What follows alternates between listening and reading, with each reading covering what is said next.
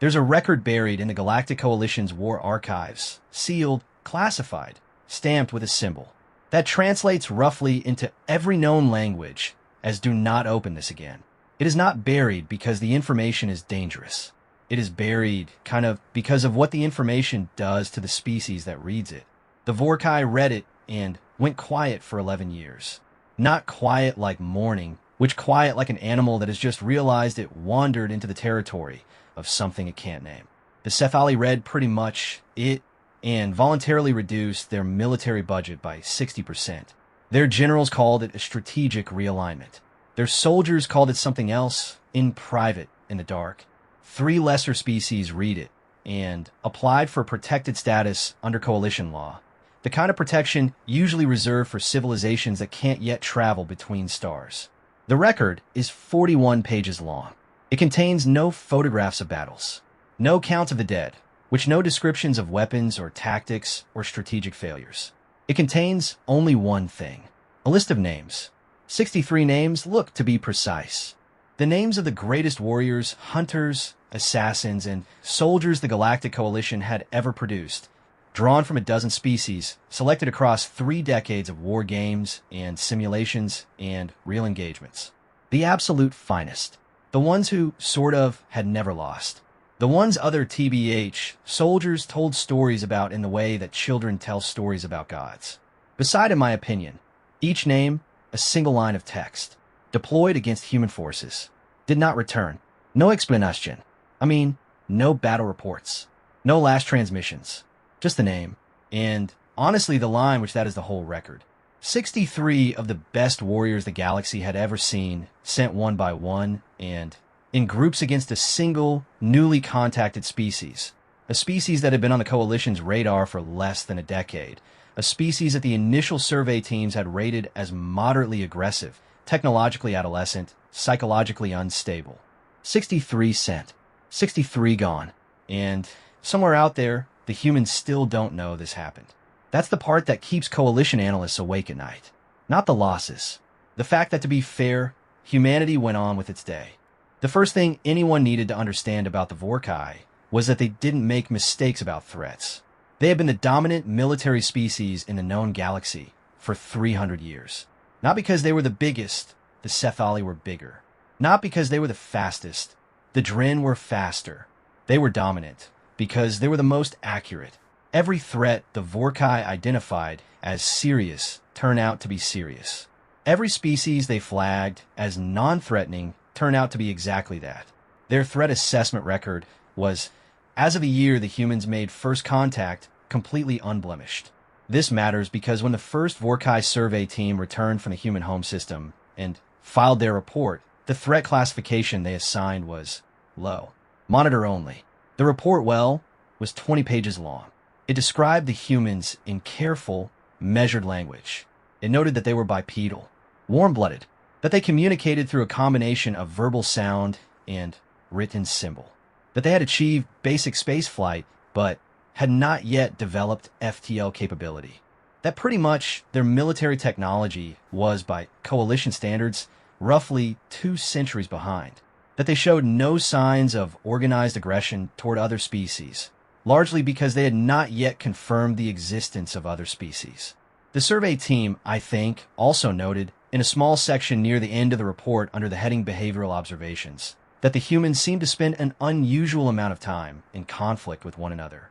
Wars, territorial disputas, resource competitions, plus the report framed this as evidence of political immaturity and suggested that the species would likely self-regulate once brought into contact with a broader galactic community. The Vorkai High Command read the report, stamped it low priority, and moved on. This was the first mistake. Not because the report was wrong, exactly. The facts were all accurate. The humans were behind. Plus, their technology was modest. They had not yet met another species. Every data point the survey team recorded was correct. The mistake was in what the survey team didn't record. They didn't record what the humans had survived to get to that point. The Vorkai didn't know, didn't think to ask about the ice ages. The plagues, the famines that had killed tens of millions in a single season. They didn't know about the centuries of warfare that had never quite managed to wipe humanity out, no matter how thoroughly one group tried to destroy another. They didn't know about the particular psychological profile that emerges in a species that has been killing each other for 200,000 years and still, somehow, keeps getting back up. They looked, I think, at the humans and saw a young species. They didn't see what young meant for humanity. They didn't understand that human young meant already survived things that would have ended us. The monitoring assignment was handed to a junior analyst named Veth. Veth was diligent, thorough, and deeply unimpressed by the humans. For the first 3 years of monitoring duty, his weekly reports were essentially identical. No FDL development, no signs of expansion, no coalition contact events. The humans, were fighting each other as they tended to do. Veth noted this with the same mild interest he might have into weather patterns. Background noise. Nothing that required escalation. Then, in the 4th year, humanity had a war. Sort of, not a skirmish. Not a regional conflict. A war, which the kind that swallowed entire continents. The kind that drafted every able body. Plus, the kind that ran for years and ended with both sides so exhausted and so changed by the experience that the world that came out the other side barely resembled the one that went in. Veth filed his report. To be fair, significant internal conflict detected. Plus, estimated casualties, high. Long-term political implications, restructuring likely.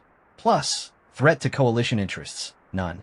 And then, for years after the war ended, while Veth was still monitoring and still filing his weekly non-event reports, something happened that made him kind of set down his data pad and stare at the wall of his office for a very long time.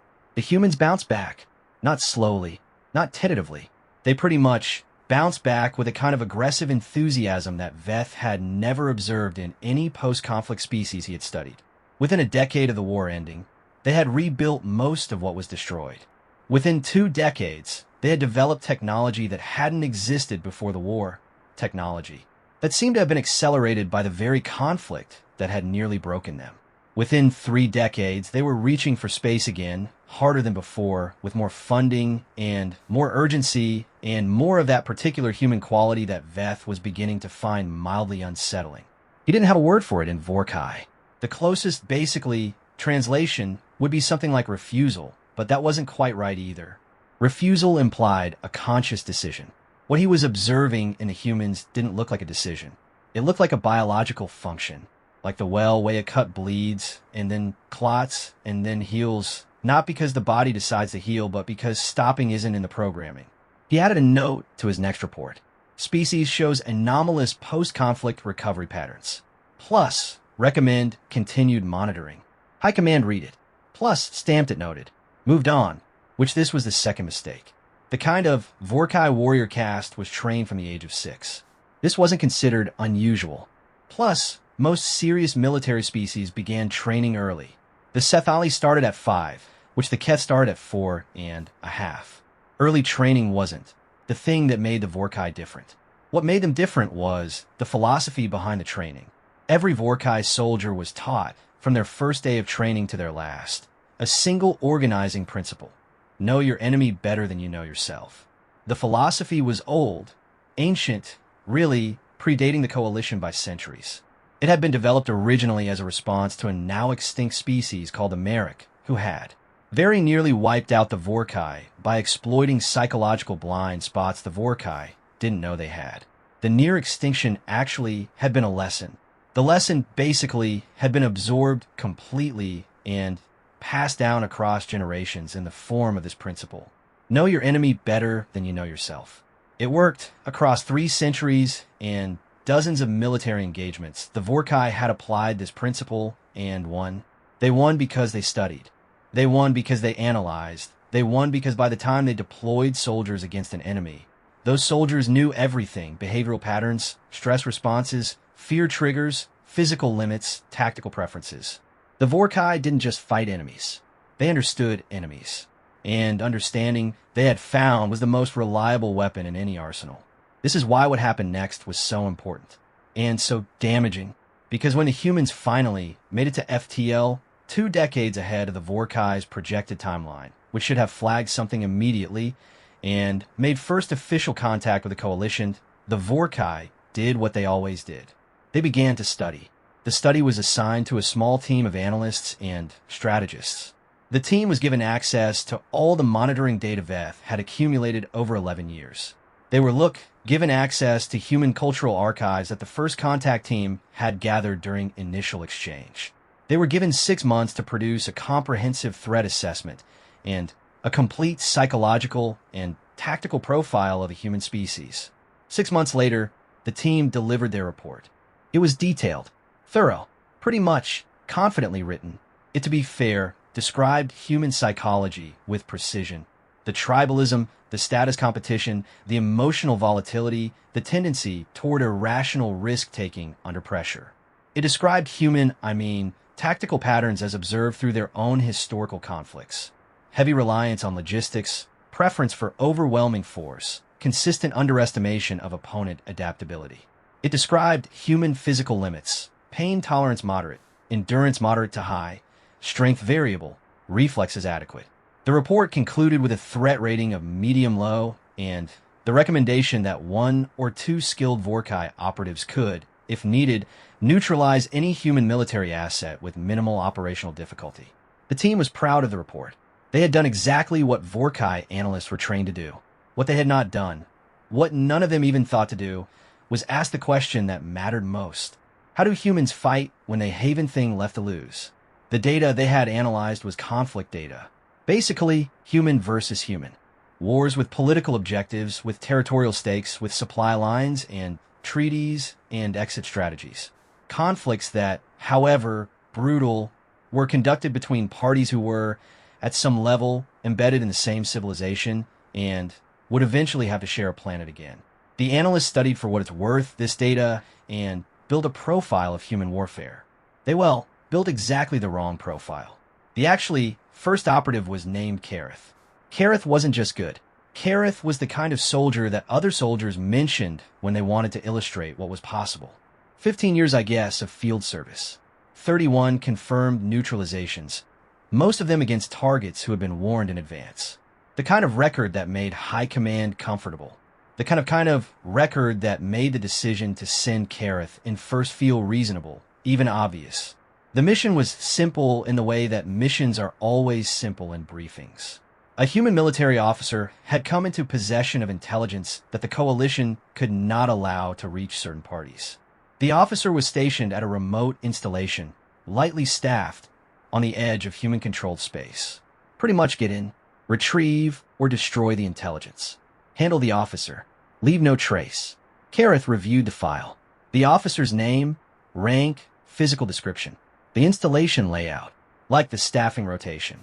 The human tactical profile pulled from the analyst team's report. Kareth noted that the human officer was described as standard military combat experienced, likely to respond predictably under threat.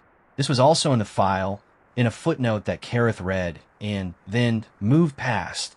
Officer's unit was destroyed in a recent engagement.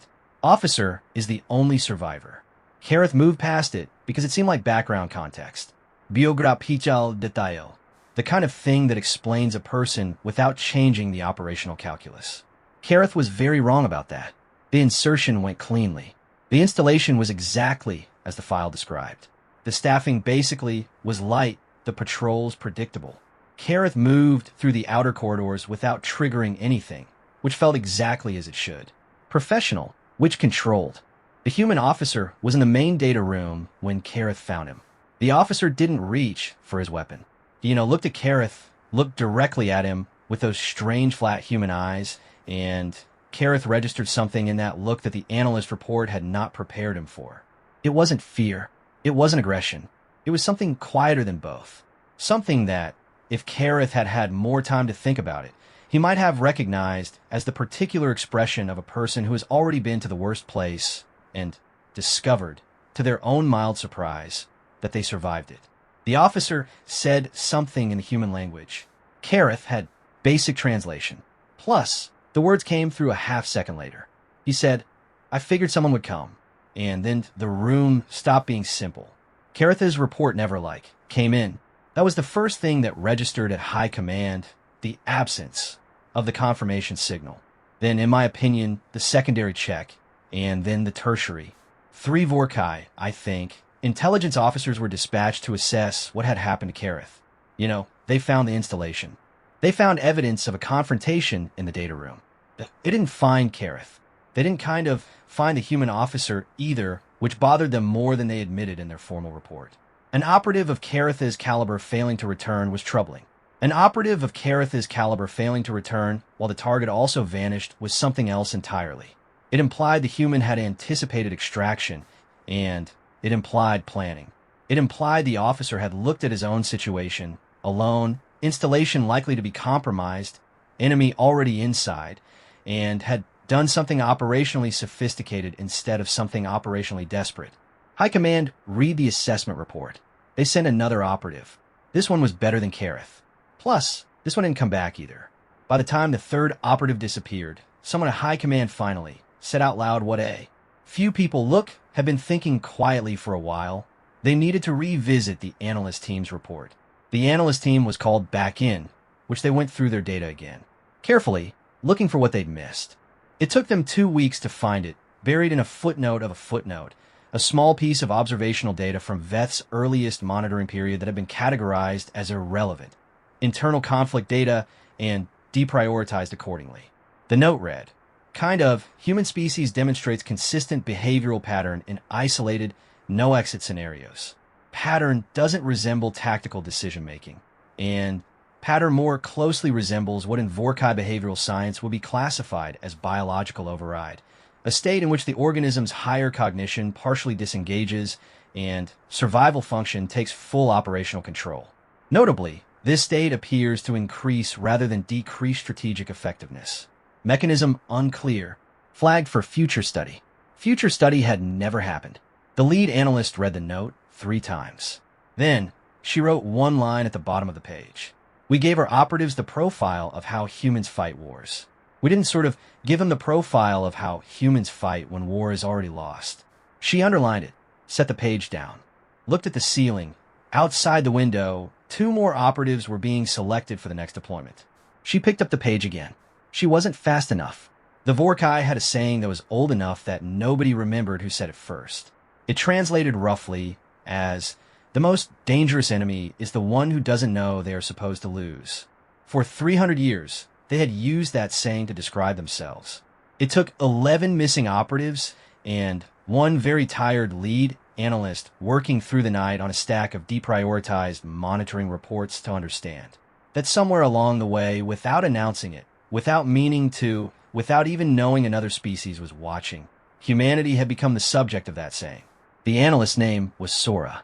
She had been pulled back into the assessment review after the 3rd disappearance and had not left the analysis center in 4 days. She wasn't the most decorated analyst on the team.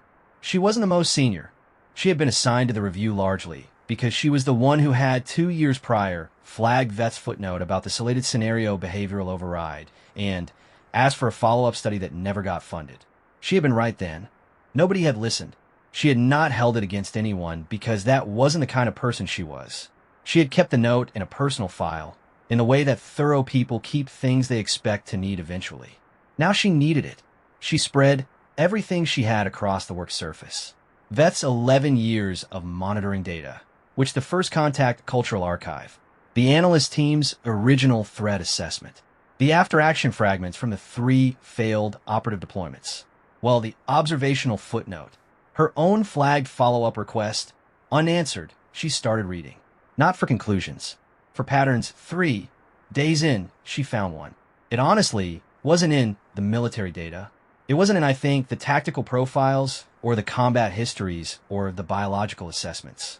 It was in the cultural archive, basically in a section that the original assessment team had categorized as low relevance, artistic and narrative output, and given exactly 4 pages of analysis before moving on. The humans told stories. Every known species told stories. This wasn't unusual, which narrative was a common cognitive tool across most intelligent life forms. Stories helped encode information, pass down knowledge, establish social norms. Standard behavior. What wasn't standard, what Sora circled in red and stared at for a long time, was the specific kind of story that humans told most often, most obsessively, and most consistently across every culture and every century of their recorded history. They told stories about the last person standing, the survivor, the one who came back when nobody else did, the one who faced the thing that had killed everyone around them and found a way. The stories were not cautionary tales about the horror of the situation. They were not laments. They were not even precisely celebrations. They were something harder to categorize, something that read to Sora less like fiction and more like rehearsal. Humanity had been practicing this story for 200,000 years, and in their practice, the last person standing didn't give up, did not calculate odds, did not basically assess the tactical situation and conclude that resistance was mathematically irrational. The last person standing in human stories did something that the Vorkai threat assessment had coded as irrational risk-taking under pressure and gotten completely wrong about. Because in my opinion, it wasn't irrational, it was the opposite of irrational. It was the most deeply embedded, most consistently trained, most culturally reinforced behavioral pattern in the entire species. It was the thing they practiced for. Every story, hero, which every legend they had ever told each other across 200,000 years of sitting around fires on a planet that was actively trying to kill them. When everyone else is gone, you keep going. Sora wrote this down. Plus, then, she wrote underneath it, our operatives were not encountering untrained targets. They were encountering individuals who had, their entire lives, through cultural saturation at a level we've no equivalent for, been rehearsing exactly the scenario we placed them in. She put the pen down. Picked it up again. We TBH handed them the story they already knew how to survive. The fourth operative sent against human targets was different from the first three in one key way. Kareth had been a field specialist. The second and third operatives had been close-range elimination experts. The fourth, whose name was Drevith, and who had been a coalition deep-cover intelligence operative for 22 years, wasn't a fighter in the traditional sense. Drevith's specialty was infiltration, social penetration, the ability to embed within a target community, build trust over time, and eventually access information or individuals that pure force could never reach. High Command had shifted tactics. If direct approaches kept failing, indirect approaches would be tried. Drevith spent 14 months studying human behavior, and not the analyst team's report, actual study. Drevith was fluent in 3 human languages before the assignment began, and added 2 more during preparation. Drevith studied human body language, social hierarchy signals, status competition rituals, humor patterns. Every small behavioral tell that would allow a Vorkai operative in a carefully constructed human-appearing cover to move among humans undetected. Basically, the cover was good. The preparation was extensive. The mission profile was conservative, patient, and very well designed. The target was a human intelligence analyst working in a facility that processed data on the coalition's border negotiations. Getting close to the analyst, building trust, eventually gaining access to what they were processing, it was exactly the kind of long-game operation that Drevith excelled at. Drevith made contact, built the cover, started the relationship development process. For months in, for what it's worth, the human analyst did something that wasn't in any of Drevith's preparation materials. She noticed. Plus, not fully. Not consciously. But humans. And this was the thing that Sora was in the process of writing into her report at almost exactly the same time. On the other side of the galaxy, humans have been reading each other for 200,000 years. Not the way analysts read data, and the way prey reads a predator. The way a species reads the face across the fire and determines in less than a second whether what it's looking at is safe. The human analyst could not have said what felt wrong. She could not have written it up in a report. She just felt it in the specific way that humans feel things they can't articulate, which is somewhere in the chest, slightly to the left, the way a room feels when someone has been in it and left before you arrived. She felt it, and she didn't dismiss it, because somewhere in 200,000 years of stories, humans had learned not to dismiss the feeling of something being wrong. She started watching Drevith more carefully. Drevith noticed she was watching more carefully and made the operative error of trying to correct for it too precisely. Adjusting behavior based on what the profile said should work, not on what was actually happening in front of him. Because the profile was built on observable data.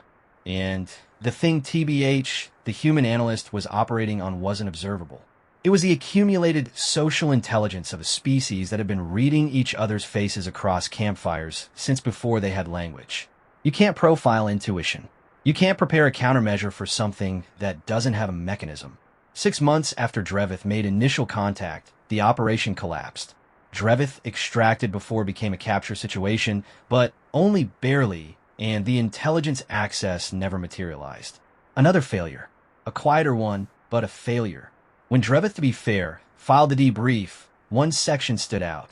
Under the heading, I think, Target Behavioral Anomaly, Drevith had written, the subject wasn't operating on analyzed data at any point during the final phase of the operation.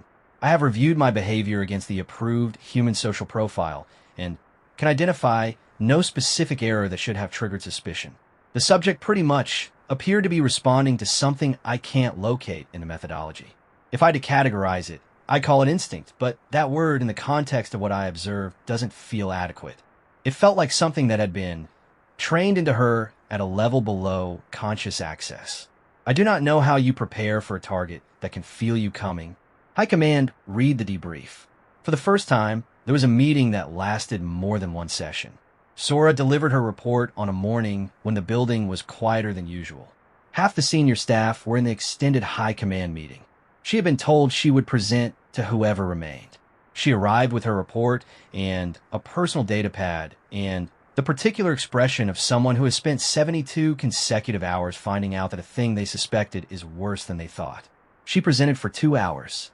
She told them about the cultural archive analysis, about the 200,000-year rehearsal cycle, about the last person standing story pattern, and what it actually meant behaviorally when you applied it to the individuals they had been sending operatives against.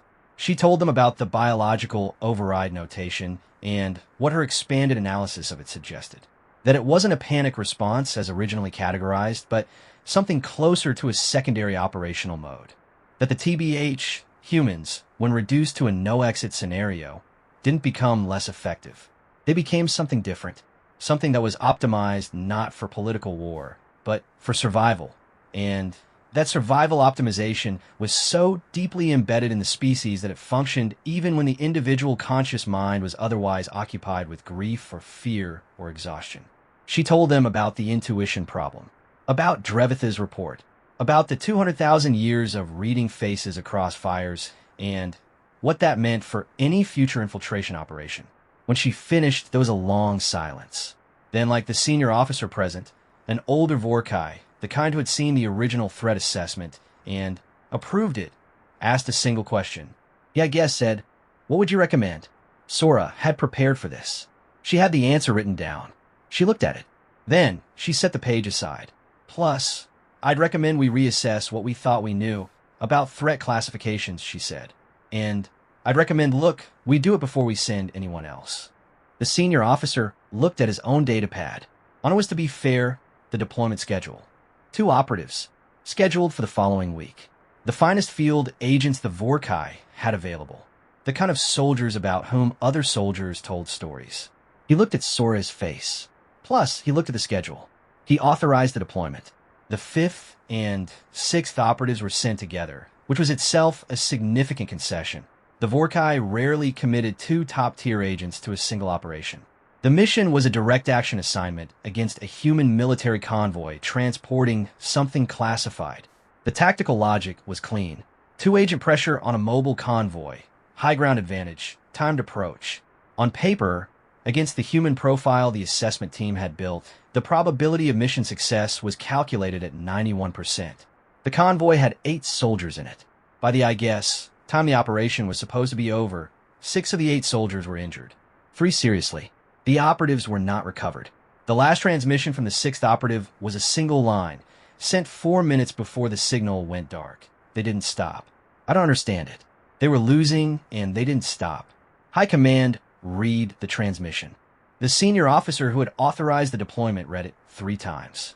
He thought about Sora's report, plus about the 200,000 years of practice, about the story the humans have been telling themselves across every culture and every century, the one about the last person standing.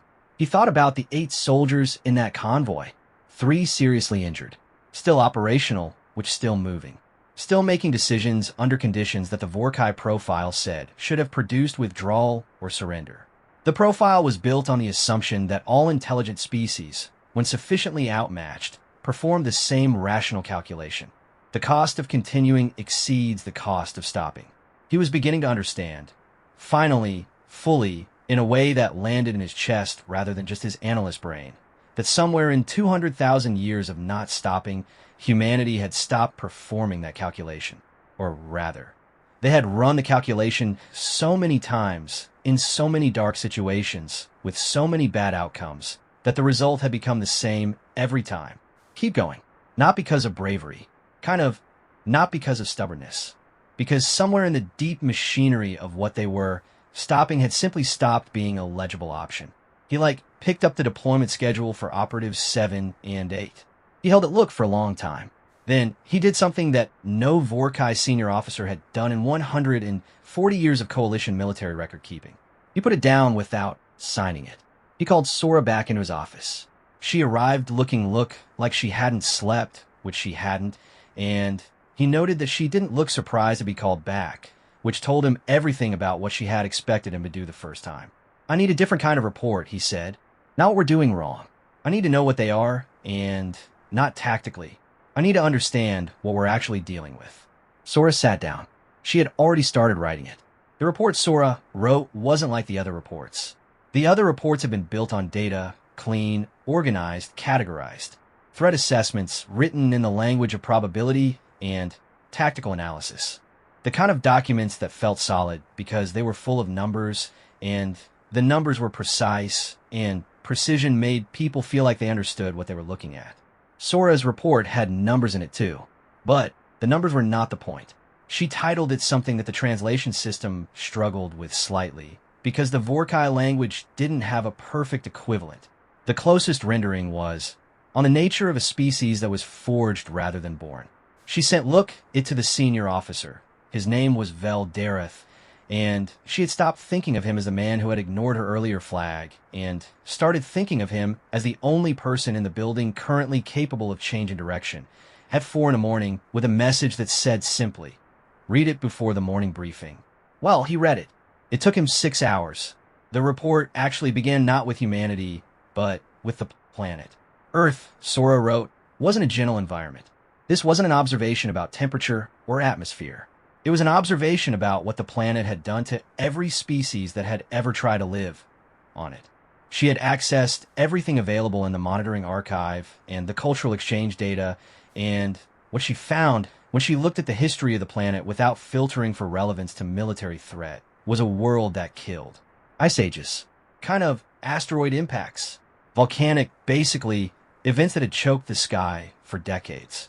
Mass extinctions, 5 of them, counting the one that wiped out the large reptilian-dominant species 66 million years ago, that had collapsed and reset the evolutionary landscape so many times it was almost rhythmic. Every one of these events had a survivor. Not always the biggest creature, not always the strongest or the most developed. The survivor was always the one most able to adapt, to change, which to find a way through a situation for which nothing in its previous existence had prepared it. The mammals that became humans, Sora wrote, were the descendants of creatures that had survived every single one of those resets. They had not merely survived, they had, at each stage, propagated, found food, found shelter, found each other, built something, for what it's worth, however small from what was left. Then watched something get destroyed and done it again. By the time the species became recognizably human, they had survived in their evolutionary line approximately 5 mass extinction events, dozens of ice ages, and the collapse and recovery of their own civilization on at least 2 occasions that the historical record made clear, and probably several others that it didn't. This wasn't the background of a species. Plus, this was a curriculum. And what that curriculum produced, Sora wrote, wasn't bravery. Well, bravery was a choice. What it produced was something that had been trained so deep into the organism that it sat below choice, below decision, below the rational mind where threat assessments and probability calculations lived. What it produced was a reflex. Keep going and She went through the biology next. The humans had sort of a stress response that, in comparison to most coalition species, was extraordinary. When placed under extreme pressure, human biochemistry didn't simply signal danger and prepare for flight. It dumped a TBH-specific cocktail of compounds into the bloodstream that, in the short term, substantially step up pain tolerance, reaction speed, strength output, and this was the part she underlined twice, problem-solving capacity. Not reduced capacity, which improved. Humans, when backed into a corner, became, on a measurable biological level, better at solving problems. This wasn't normal. In most species, the fear response prioritized escape over cognition. For the Vorkai, extreme stress produced heightened fight instinct but reduced creative thinking. The same was true of the Cephali, the Dren, every species on record. Under enough pressure, intelligent beings became reactive. They responded to stimuli instead of generating novel solutions. The humans, under enough pressure, generated novel solutions. She had found this in the cultural archive, confirmed by human scientific literature that had been part of the first contact data exchange. The humans, had studied their own stress response with the particular enthusiasm of a species that finds its own mechanisms interesting. They had named it. They had argued about it in scientific papers that were available for any analyst to access, sitting right there in the archive, never deprioritized because they had never been prioritized in the first place. They called basically the phenomenon adaptive stress response. Their own researchers had found it remarkable enough to build entire fields of study around. The Vorkai analysts had tagged the human scientific archive as low-threat relevance, internal social development data, and moved on. Sora made note of this with phrasing that was professionally restrained and personally blistering. Then, she moved to what she called the cooperation problem. Human beings, she wrote, were tribal. This was in the original report, and it was accurate. Humans formed groups, and those groups competed, and that competition sometimes became violent. This was true, and what the original report had missed was what happened to human tribalism when an external threat appeared. She had found it again in the cultural archive, in history, in the data from Veth's monitoring period. The pattern was consistent enough to be called a law rather than an observation. When humans identified a threat that was external to all existing internal conflicts, when something came at them from outside the familiar landscape of us versus us, the internal conflicts didn't dissolve. Actually, they didn't disappear. The humans didn't suddenly become peaceful and unified. What they did was set them aside, temporarily, functionally, with a particular pragmatism of a species that had figured out, probably through painful experience, that the internal conflict would still be there after the external one was handled. So the internal conflict could wait. And in the meantime, all the energy that had been going into fighting each other redirected outward. Every human subgroup brought its own skills, its own tactics, which its own innovations, developed in the process of fighting the human next to it, that it was now temporarily not fighting. And all of those skills and tactics and innovations were now aimed at the same thing. Sora wrote, humans do not merely cooperate when threatened. They integrate. Plus, the diversity that we classified as political instability and identified as a weakness is, in fact, a catalog of solutions developed against a variety of opponents in a variety of conditions. When they share this catalog, they have access to a tactical library that no homogeneous military species can match, because we've only ever had to solve the problems that our one type of mind, in our one type of environment, had to face. They have solved problems we've never imagined because they have fought wars we've never had to fight, against themselves in every terrain, in every climate, at every technological level, for 200,000 years. She paused in writing there, drank something, stared at the ceiling, and then wrote, "Our assessments of human military capability have been measuring their technology. We should, for what it's worth, have been measuring their experience. By the time they met us, they had more combined field experience than any species in the Coalition's history, and none of it was in our database, because none of it was against us. It was against each other. We dismissed it. That was the error from which all other errors followed." The section on psychological resilience was the longest in the report. Sora had organized it around a concept she'd found in the human scientific literature, a word that the translation system rendered imperfectly as hardiness, though she noted in a parenthetical that the human concept was richer than the single word implied. It referred to a psychological quality that certain individuals and groups developed specifically through exposure to adverse conditions, a quality that made them not merely resistant to difficulty, but in measurable ways strengthened by it. The humans had been studying this quality in themselves for decades. They had found that individuals who had survived significant trauma, provided they had adequate support structures on the other side of it, often demonstrated higher cognitive flexibility, higher tolerance for ambiguity, higher capacity to function under uncertainty than individuals who had not experienced significant trauma. They had written papers about it, built therapeutic frameworks around it, named it. They called it post-traumatic growth. Sora sat with this concept for a long time before she wrote about it. She thought about the operatives, about Kareth, who had gone in against a human officer who was the sole survivor of a destroyed unit and had not come back. She thought about what sole survivor of a destroyed unit meant, now that she was reading it through this framework. She thought about the human officer looking at Kareth with those flat eyes and saying, "I figured someone would come." Not with fear, not with desperation, but with the calm of someone who had already survived the worst thing, and to whom Kareth had presented as a problem to be solved rather than a threat to be fled. She thought about the convoy soldiers. 3 seriously injured, still moving, still making decisions.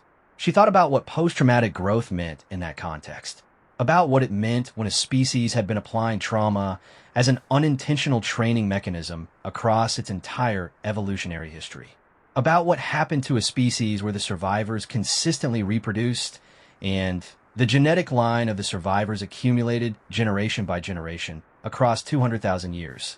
She wrote, "We, have been sending our best soldiers against humans who, by the nature of the scenarios we place them in, were operating in the psychological state that the human literature identifies as the most high-functioning their species can achieve. We created the conditions for their optimal performance. We then assessed the results and concluded they were anomalous. They were not anomalous. They were the expected output of the thing we created. We manufactured their advantage and then were surprised when they used it." She stopped. Read that paragraph back. Added one more line. "Every mission we ran as an isolated test produced, from a human perspective, an isolated survival scenario. We were running a series of experiments. They were running like a series of what their entire cultural history had prepared them to win." Veldareth finished reading at 9 in the morning. He sat in his office for a while after, not doing anything, just sitting. His assistant came in at 9:30 and informed him that the morning briefing was ready to begin. The 2 operatives scheduled for deployment, 7 and 8, were confirmed ready. The mission was a clean intelligence extraction. Simple profile, high probability of success. He told her, to move the briefing. She asked how far, which he said, "Until I say otherwise." She left. He picked up Sora's report and read the final section again. It was short and 3 paragraphs. After, 90 pages of dense analysis and documented evidence and careful, thorough explanation, Sora had written the conclusion in language that was almost simple. She had written, "The fundamental error was this. We assumed that because humanity was young, it was inexperienced. We calculated their military capability by counting their years in space. We should have counted their years on the ground. By that measure, honestly, humanity is the oldest warrior species we've ever encountered. They have been fighting, surviving, losing, recovering, adapting, and fighting again for 200,000 years. Every mistake TBH they made against themselves in full, with real consequences, and learned from. They have made mistakes we will not make for another millennium, and they have already corrected them. We are not facing a new species. We are facing pretty much a species that has been at war longer than we've had writing. And at the very end, a single line that had no analytic content and no recommendation and no diplomatic hedging. Stop sending soldiers against them. Not because we can't afford to lose more soldiers. Because every soldier we send is another scenario. They were born to survive, and we're not teaching them anything they do not already know." Veldareth put the report down. He looked at the deployment schedule, which he picked up the communication device on his desk. He called the full high command to a session that wasn't on the calendar, which was a thing that had happened exactly twice in his career, and both times had involved civilizational level decisions. Then he sent Sora a message. It said, "Come to the session. Bring the report. Plus all of it." Sora read the message. She had been awake for 31 hours. She got up, which put on her coat, picked up the report, which walked toward the session room. Outside the window, on the deployment staging floor below, Operatives 7 and 8 were doing their pre-mission checks. They were the best the Vorkai had. The absolute best. The kind of soldiers about whom other soldiers told stories. Sora walked past the window without looking down. She had read enough human stories to know how the ones about the best soldiers tended to end when the best soldiers ran into something the stories hadn't prepared them for. She walked faster. The high command session lasted 4 days. This wasn't unusual for a civilizational level decision.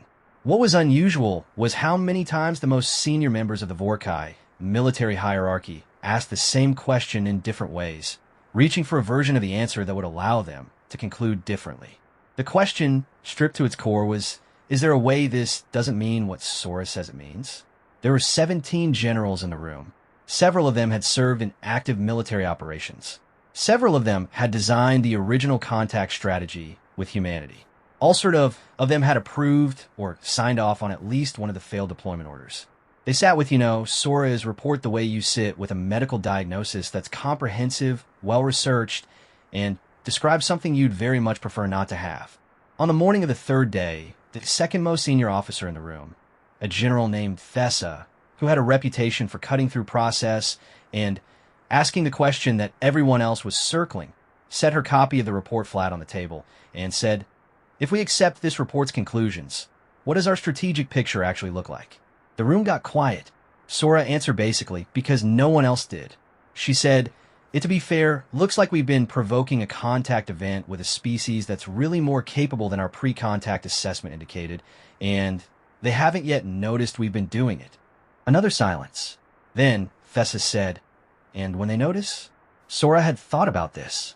She had been thinking about it since the third failed deployment, and she had a full section of her report devoted to it. The section was 40 pages, and this room didn't have the patience for 40 pages right now.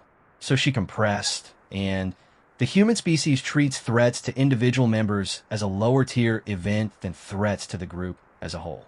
What we've done so far reads, from their perspective, as a series of isolated incidents. A missing intelligence officer, a convoy ambush, a failed infiltration. They're not connected, in human awareness, to a pattern of organized external aggression against them. If they connect the incidents, if they begin to read what we've been doing as a coordinated campaign against the species, rather than a series of unrelated events, the behavioral models I described in the report suggest a response profile that I characterize as significantly more unified and significantly more motivated than anything we've engaged so far. General Thessa looked at her. How significantly? Sora opened the relevant page of the report. "The historical analogs are not encouraging," she said. "Every time in recorded human history that a group of humans concluded that an external force was targeting them as a collective, the response was, within a relatively short window, total mobilization. Not proportional response. Total. Every resource, every person, basically every conflict they were running internally got set aside. The examples are consistent across their entire written history. They escalated to maximum every time." The room was quiet again. General Thessa looked at the table, and you believe they haven't connected the incidents yet? Based on the monitoring data, no. But the window in which that remains true is not indefinite. We have had 6 confirmed missions. Plus, the 7th and 8th are currently staged. If we continue, the probability of pattern recognition rises with each event. Valdereth had been sitting at the far end of the table and had not said a word since he opened the session, spoke for the first time in 2 days. He said, "Sora, in the report you wrote, the section on how humans respond to perceived existential threat. Tell me the conclusion in the simplest terms you have." Sora looked at him. She said, "They do not stop. They have never in recorded history stopped. And the more it costs them to keep going, the harder they go. We built a threat profile, assuming that inflicting enough cost would produce withdrawal. The human behavioral data doesn't support this model. It produces the opposite. Vel dorot nodit. He turned to the room. "We're going to stop," he said. The debate that followed wasn't short. There were generals in that room who had spent careers operating on the principle that retreat, even strategic retreat, even withdrawal from an engagement that wasn't going well, carried a cost beyond the operational. To be fair, it sent a signal. It told an adversary something about you, which several of them argued this point with the kind of certainty that comes from having been right about it for a long time. Veldareth let them argue, which he waited until the arguments cycled around enough times that the people making them could hear their own repetition. Then he put Sora's report in the center of the table and said, "The signal we're currently sending them is that there's an enemy. We stop, and we prevent them from learning that. We continue, and we guarantee they find out. Which signal are we more comfortable sending?" That landed. The argument shifted, after that. Not to whether to stop, but to how. How you stop a covert operation that has now run through 6 missions without leaving a clean trail requires a certain kind of careful architecture. You don't just cease activity. You manage the residual data. You ensure the incidents already logged in human records remain disconnected, and they were disconnected because the humans were very good at internal bureaucracy. Very bad, at this stage of their galactic integration, at connecting incidents that didn't share obvious surface features. The intelligence team spent the rest of the session designing the containment protocol. Sora spent it at the back of the room, reading the same section of her report. For the 15th time, looking for the things she felt she might have still gotten wrong. This was her habit. Even with conclusions she was confident in, she read them again after major decisions, looking for the crack. The things she'd missed. She didn't find one this time. What she found, instead, was a paragraph she'd written in the personal notes section that had not made it into the final report. She'd removed it because it was speculative, too far outside the data, too close to something she couldn't prove. She read it now. It said, "What I can't calculate, and what I believe is the most important question this situation raises, is not what happens if they find out we were provoking them. It is what happens when they reach the stage of galactic integration at which they will find out anyway. Not because of what we've done, but because of what they are. At some point, humanity will be a full and present member of this coalition. At that point, the data trail will be accessible. The history will be visible. They actually will read what we did, and they will calculate what it means. I do not know what they will do with that information. I know what sort of the behavioral models suggest. I know what 200,000 years of historical pattern indicates. But I also know something that the models don't quite capture, which I found in the cultural archive in the same section as the survival stories. The humans also tell stories about forgiveness. Not often. Not easily.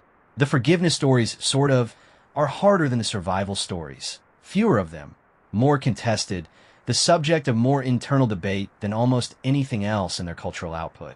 But they exist, and they're told with a kind of weight that suggests the humans understand, at some level, that carrying the cost of what was done to them is a choice, and that some portion of them, at least, sometimes choose not to. I can't calculate which version we will get. I can only recommend that we be honest when the time comes. Because the one thing I'm certain of, after 90 pages of analysis, is that the humans have a very accurate instrument for detecting deception, one that 200,000 years has refined to the point where it functions below the level of the conscious mind. And I believe, though I can't prove, that an honest accounting will land differently than a discovered one. I believe this because of all the things I've learned about them. The one that surprised me most was this. They punish betrayal more harshly than they punish enemies. An enemy they can fight. A betrayer, they remember. She folded the personal notes back into the file. Put in her bag. The containment protocol took 18 months to set up fully. The monitoring program continued, but differently. Plus, stripped of its operational component. No more deployed operatives. No more, basically, missions just watching in a way that Veth had done for 11 years before anyone had decided to escalate. With the understanding now fully integrated into the program's mandate that watching and learning wasn't a preliminary to something. It was the thing itself. Sora was put in charge of the revised monitoring program. This wasn't presented to her as a reward. It was presented as a practical assignment. She knew the data better than anyone. She understood the species better than anyone. She was the right person for the job. She accepted, basically, it with the same lack of ceremony with which she accepted most things. She spent the actually next 3 years reading. The cultural archive was enormous. The humans kept adding to it because they had accepted the first contact data exchange enthusiastically and were extremely interested in the coalition's cultural output, and the exchange was bidirectional. New art, new literature, basically, plus new scientific papers, new political speeches like new songs. Sora read as much of it as she could, not looking for threats, not looking for tactical profiles. Like just reading, she found the survival stories everywhere, as expected. She also found the forgiveness ones. And she found something she hadn't fully accounted for in the report, something that she added to her personal notes with a kind of quiet surprise. The humans were funny, not performatively, not diplomatically. They were funny in the way of a species that had learned, across 200,000 years of carrying extremely heavy things, that humor was one of the few tools that worked on a weight that nothing else could lift. They told jokes at funerals. They made references to their own catastrophes in ways that deflected them into absurdity rather than confronting them directly. They had developed, apparently across every culture independently, the specific skill of finding the thing that could be laughed at and the thing that could not be survived without laughing. Sora read a piece of human creative writing late, one night, a short story translated imperfectly in which a soldier returning from a war described the experience not with grief or analysis, but with a kind of compressed, oblique humor that delivered the grief sideways in the spaces between the jokes. It made no sense grammatically by Vorkai standards. The humor was doing structural work that humor, in Vorkai communication, wasn't equipped to do. She read it twice. Then she wrote her notes. I think the humor and the resilience are the same mechanism.